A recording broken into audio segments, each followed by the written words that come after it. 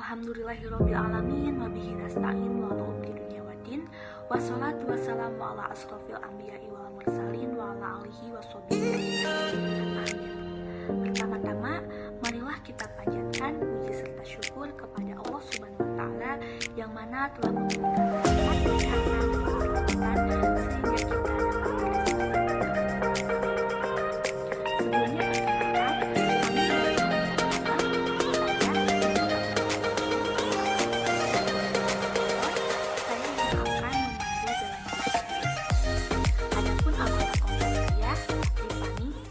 dan Nova. Topik yang akan kami bahas adalah aspek perkembangan bahasa pada anak kecil. Langsung saja kita ke penyajian dari penyampaian materi yang pertama kepada saudari Alda.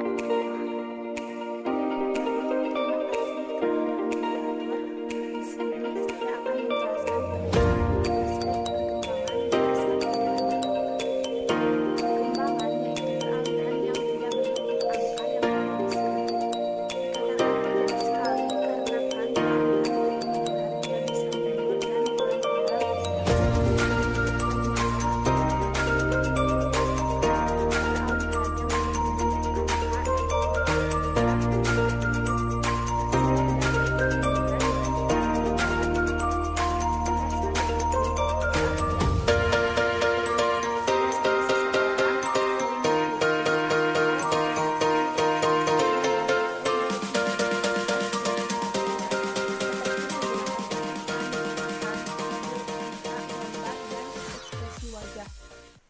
Pada usia anak-anak merupakan saat terpenting dalam perkembangan bahasanya.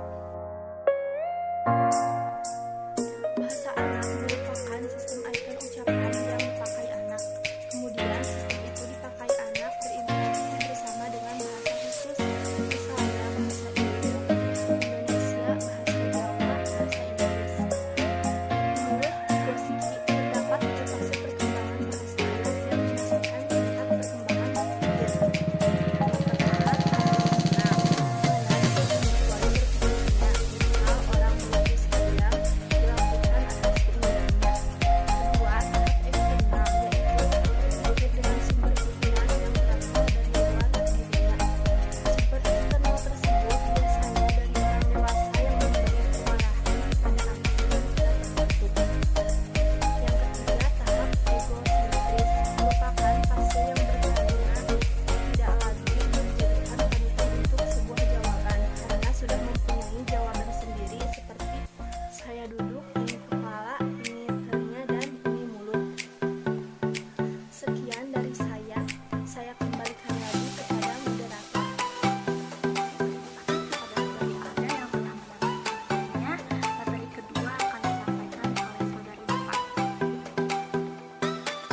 Baik, terima kasih kepada moderator yang telah memberikan kesempatan kepada saya untuk menjelaskan materi mengenai aspek-aspek dalam perkembangan bahasa pada anak. Nah, aspek perkembangan bahasa pada anak terlihat pada usia 4 tahun ke atas, karena pada umur ini anak sudah mampu mengutarakan keinginannya, penyangkalannya, masukannya secara terang-terangan. Aspek yang bisa diamati pada perkembangan bahasa anak di antaranya yang pertama yaitu kosakata. Nah, anak punya keahlian menghafal perkataan baru setelah mempelajari dari lingkungan sekitarnya. Yang kedua, sintaksi. Anak mempelajari tata bahasa dengan orang di lingkungan sekitarnya, walaupun belum sesuai dengan benar penggunaan kalimat dalam bahasanya, tapi karena sering mendengar orang dewasa dalam pengucapannya, lalu anak dapat mencontohkan atau menirunya. Yang ketiga, semantik. Semantik merupakan ketika anak mampu mengungkapkan tujuan atas keinginannya dengan perkataan yang menunjukkan keberatan dikarenakan memiliki perkataan yang sesuai. Yang keempat, fonem. Fonem merupakan anak mampu membunyikan huruf kata, tidak hanya mengeja dari abjad, tetapi sudah bisa mengucapkan sebuah kata dan mengerti arti dan tempat yang diucapkan seperti k, a, k, e, k menjadi kata. Yang kelima, fonologi. Fonologi lebih kepada keahlian seseorang bisa menangkap juga membentuk bunyi percakapan. Seperti kalau seseorang mendengar bahasa yang bukan berasal dari daerahnya, mungkin anak tersebut kesulitan untuk menangkap bahasa bahasa yang dibicarakan oleh orang lain. Yang keenam, morfologi. Morfologi yaitu tata kelola bahasa yang dipakai dalam bentuk kalimat agar sistematis dan juga mudah dicerna oleh khalayak ramai karena identik dengan proses dan penggunaannya. Mungkin cukup sekian materi yang bisa saya sampaikan. Saya kembalikan kepada Ibu.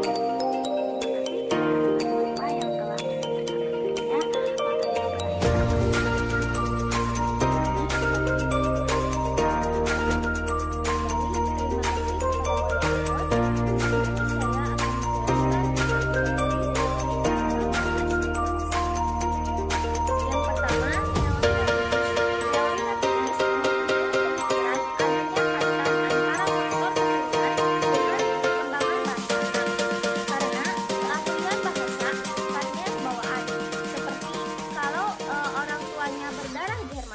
maka anaknya akan berbahasa Jerman.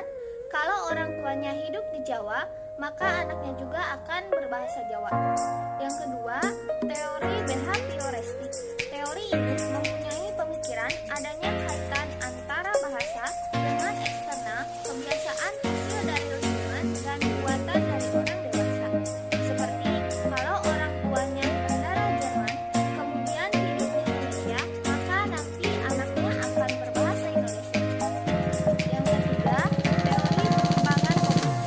Teori ini sendiri mempunyai pemikiran adanya kaitan antara bahasa dengan hasil pengalaman juga intelektual, di mana lebih pada proses berasumsi dan intelek.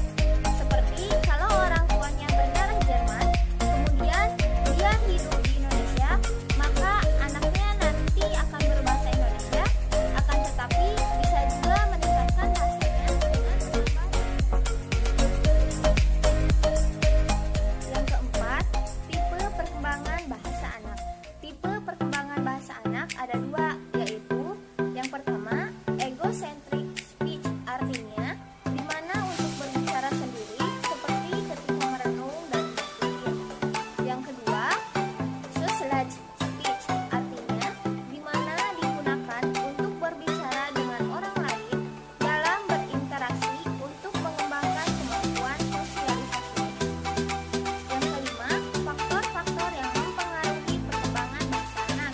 Yang pertama, faktor kesehatan, di mana kalau kesehatannya terganggu, seperti pendengarannya atau bicaranya, maka perkembangan bahasanya juga akan terhambat.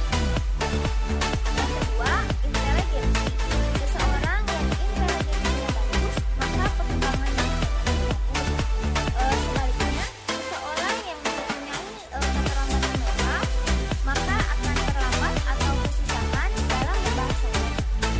Yang ketiga, ekonomi keluarga.